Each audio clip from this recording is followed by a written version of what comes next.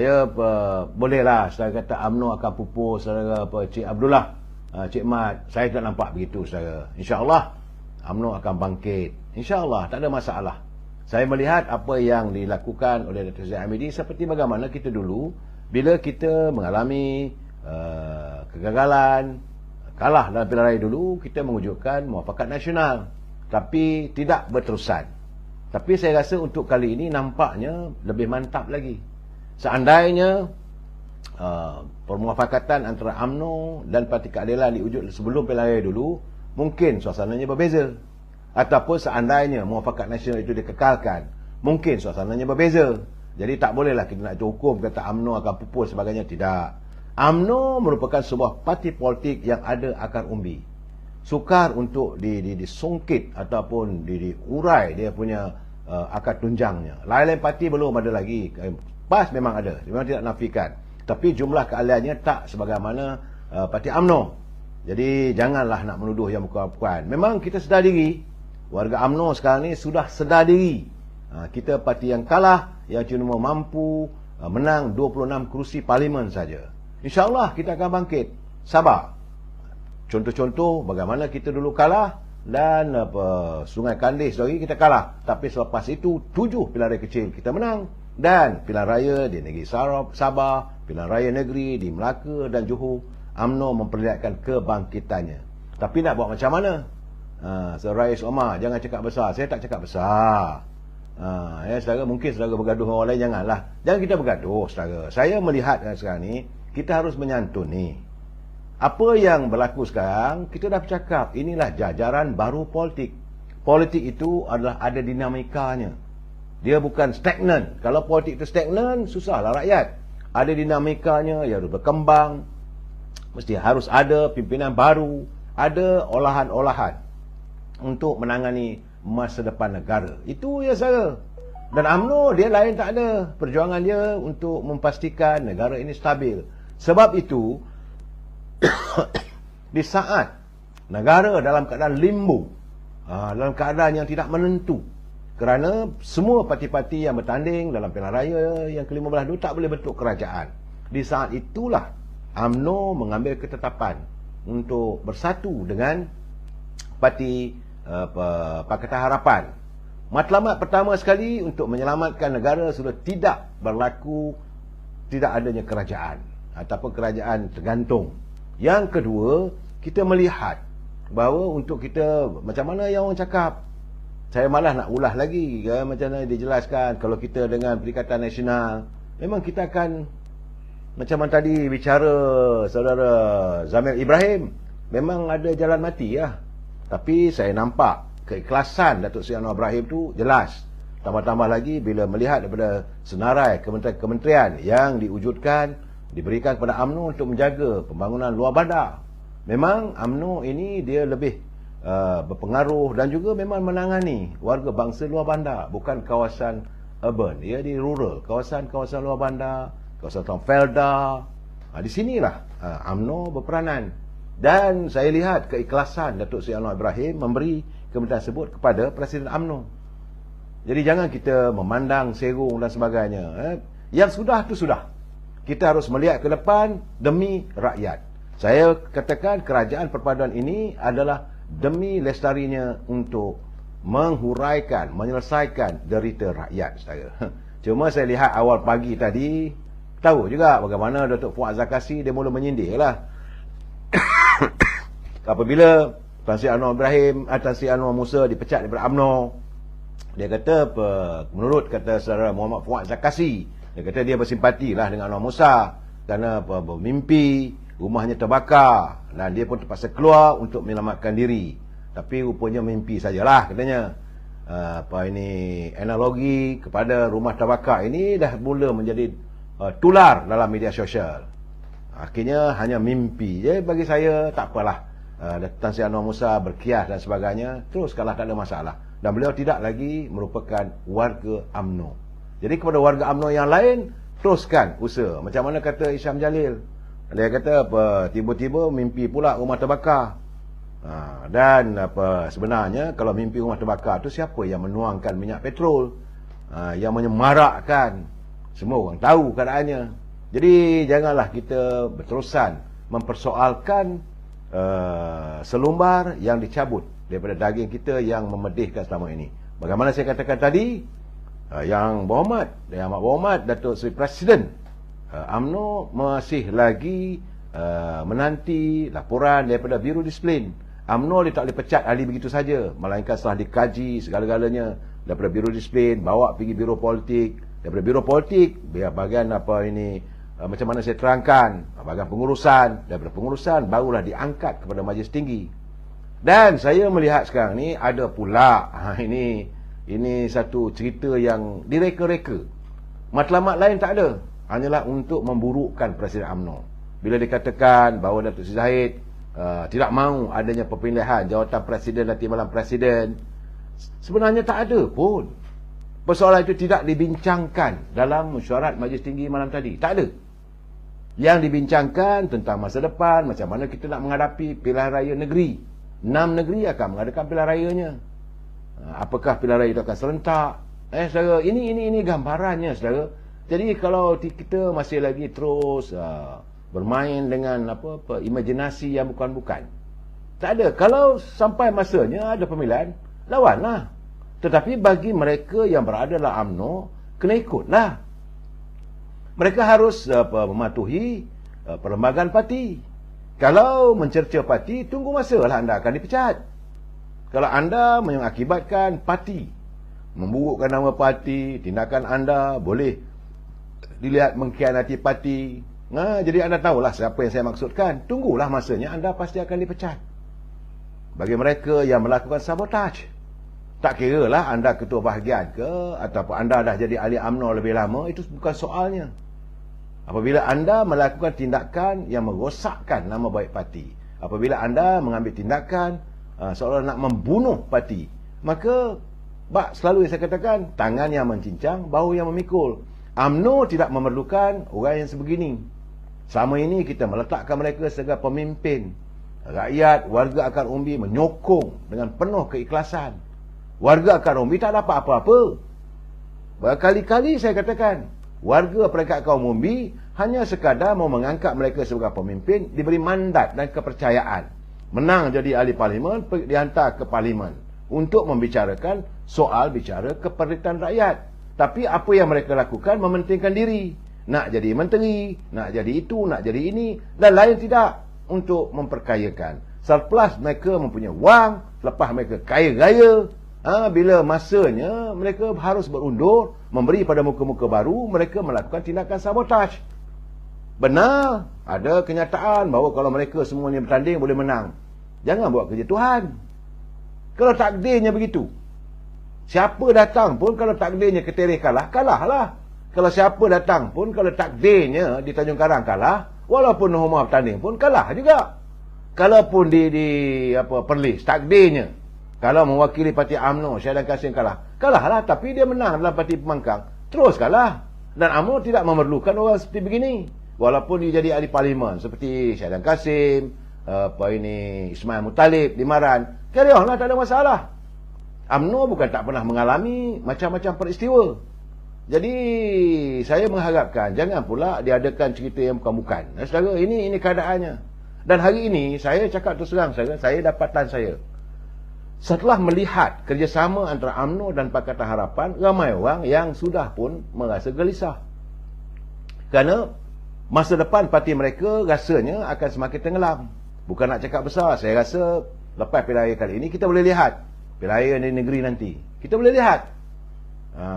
Saya keyakinan rakyat sudah pun mula menyatu. Yang paling penting rakyat yakin.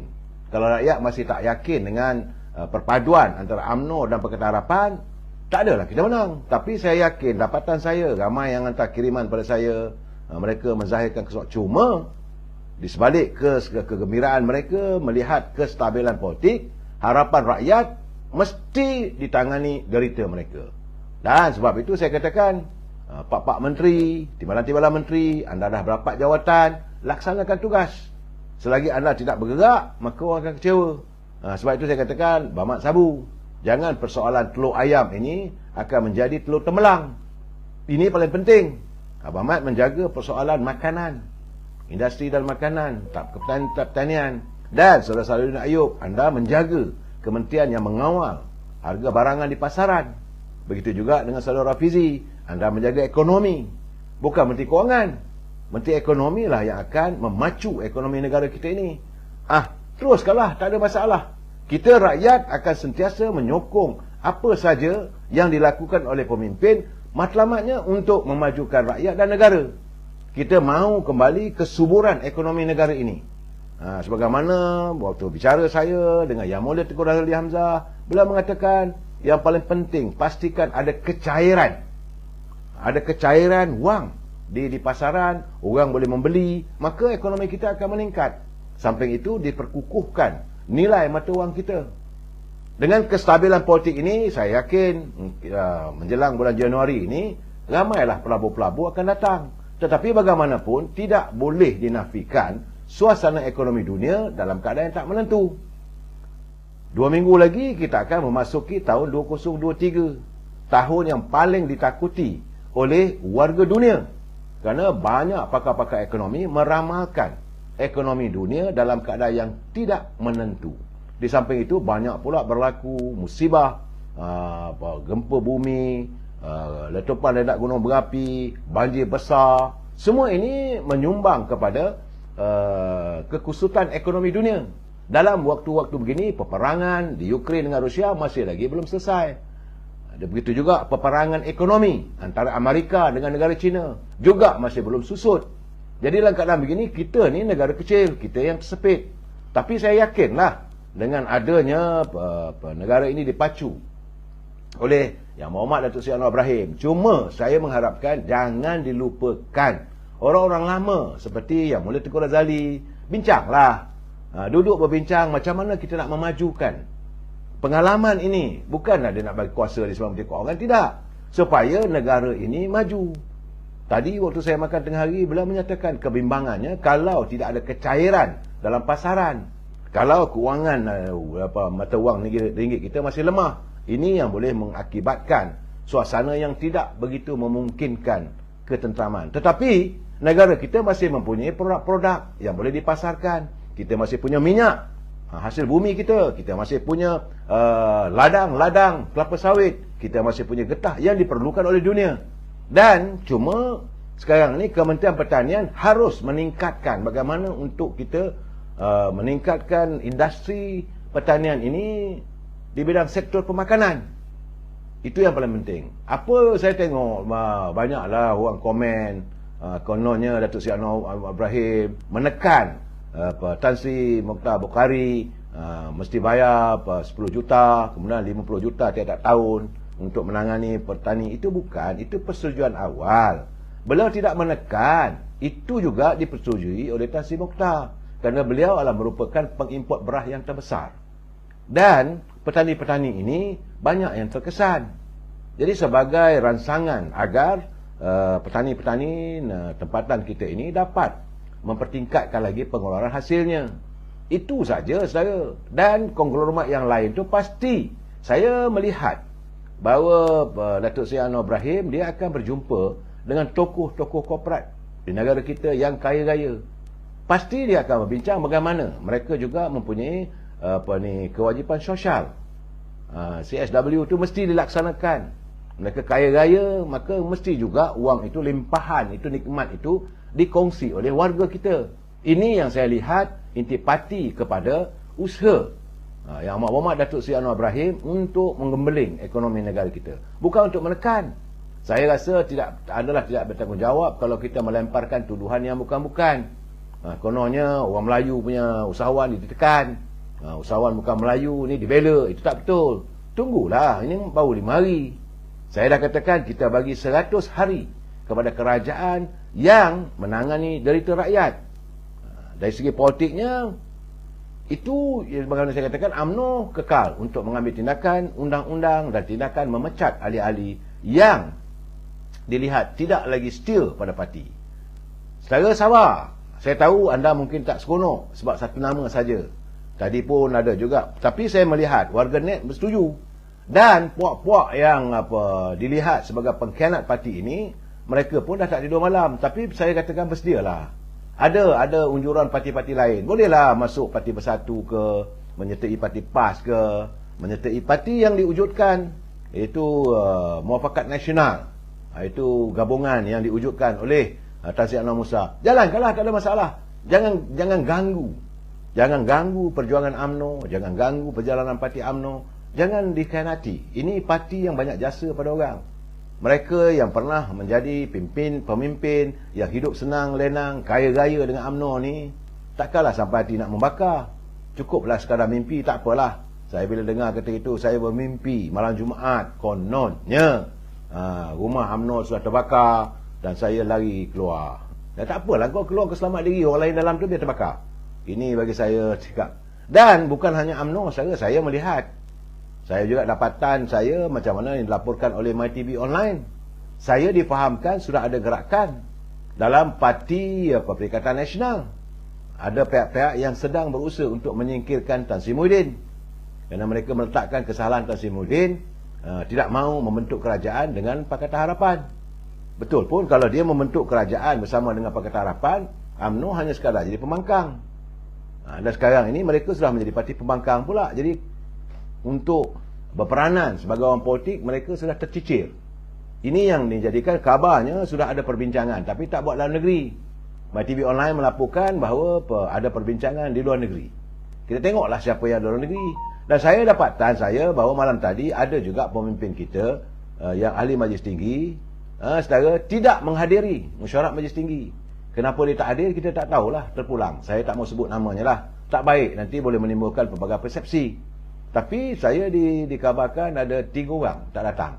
Apakah mereka ambil tindakan bahawa mereka tidak akan lagi disenaraikan sebagai menteri, mereka tidak ada lagi dalam kerajaan. Tak apalah, kalau bersedia, bagi saya letak jawatan lah. Maksudnya secara sadam, insyaAllah PRU16, UMNO dan PH akan berkubu, dihukum oleh rakyat. Kenapa nak dihukum, Sadam?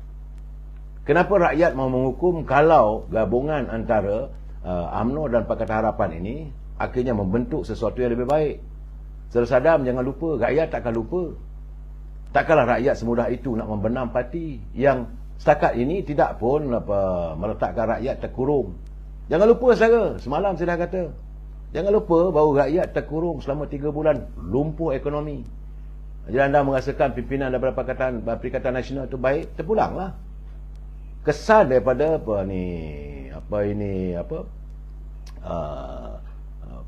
PKP yang terpanjang di dunia, rakyat menderita. Penderitaan ini rakyat tak boleh lupa. Jadi sekarang ni apa yang dilakukan oleh Pakatan Harapan bersama dengan UMNO untuk memulihkan. Jadi anda katakan insya-Allah rakyat akan hukum. Rakyat nak hukum apa? Seandainya gabungan ini benar-benar, saya bersetuju. Seandainya derita rakyat dapat ditangani, tidak mungkin rakyat tak berterima kasih. Anda bolehlah fikir, anda mungkin marah. Cara anda bercakap tu mungkin anda marah, mengatakan bahawa Pakatan Harapan ini menafikan Perikatan Nasional. Perikatan Nasional ni bukan dinafikan, mereka sendiri tak nak berada dalam kerajaan. Jangan salahkan orang, salahkanlah pimpinan anda. Sebab itu saya katakan tadi, macam ada gerakan lah sekarang ni, nak menyingkirkan Tan Sri Muhyiddin dan sebagainya. Itu kita tak nak campur. Saya sekadar melaporkan saya. Dan bagi warga UMNO memang saya menekankan supaya pimpinan lebih berhati-hati. Sekarang ni dah ada isu sampul surat putih, dah turun ke gelanggang orang. Tapi saya lihat dengan terpecatnya Tan Sri Anwar Musa dan beberapa pemimpin yang lain lagi, saya rasa kendurlah situasi ini.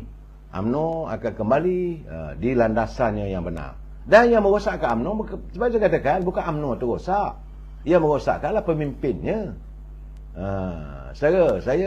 Bagi saya lah, kita harus jujur dalam menangani isu-isu rakyat. Kita harus berterima kasih kalau pemimpin yang benar-benar mahu menangani rakyat, yang mahu menyelamatkan negara daripada keadaan terjebak dalam permasalahan yang berterusan. Sampai bila kita nak menghadapi suasana politik yang tidak stabil?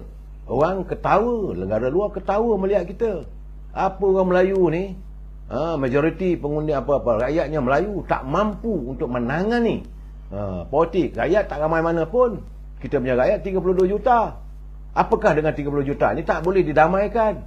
Tak boleh diwujudkan sebuah kerajaan yang stabil? negara yang makmur. Ini keadaannya. Anda marah kerana anda menyokong parti tersebut. Tak ada masalah bagi saya, sokonglah.